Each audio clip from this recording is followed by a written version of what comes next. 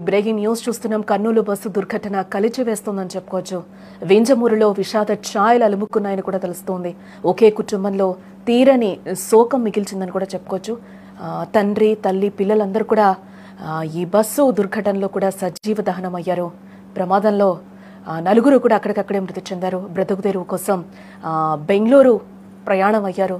దీపావళికి వెళ్లి తిరిగి వస్తుండగా కూడా ఈ ప్రమాదం చోటు చేసుకుంది. కర్నూలు జిల్లాలో చోటు చేసుకున్న ఘోర బస్సు ప్రమాదం యావత్ రాష్ట్రాన్ని కన్నీటి సంద్రంలో ముంచేస్తుందని చెప్పుకోవచ్చు. చిన్నటైకూరు వద్ద జరిగిన ఈ దుర్ఘటన 20 మందికి పైగా అమాయక ప్రయాణికుల ఆశలను, కలలను అగ్నికీలల్లో చిదిమేసింది. గురువారం రాత్రి వారికి చివరి రాత్రిగా కూడా మిగిలిందని చెప్పుకోవచ్చు. బతుకు తెరువు కోసం, కుటుంబ పోషణ కోసం ప్రయాణమైన వారు నిద్రలోనే తిరిగి రాని లోకాలకెళ్లిపోయారు. ఊహించని ప్రమాదంలో వారి ప్రాణాలు గాల్లో కలిసిపోయాయి. చనిపోయిన వారిలో నెల్లూరు జిల్లాకు చెందిన ఓ కుటుంబం ఉండగా ఆ జిల్లా వాసులను తీవ్రంగా కలిచివేస్తోంది.